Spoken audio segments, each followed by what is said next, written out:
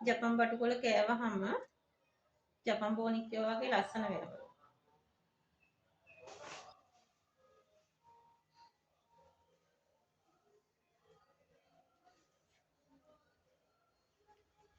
අද දාඩු උයන කියලා හැදුවේ.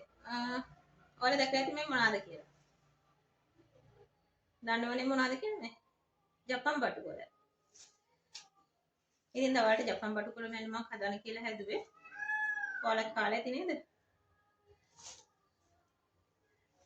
හීනියට කප්පලා පොල් සුදු ලුණු පොල් කොටලා මලවලා ගත්තාම රසයි බත් එක්ක හරිම රසයි. ජපන් බටුකොළ කිව්වට හැබැයි ජපානයේ නෙමෙයි ගෙනාවේ.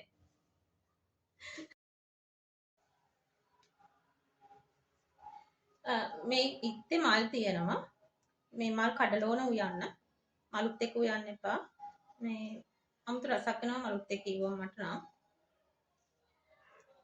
මේ රහසක් කියන්නද?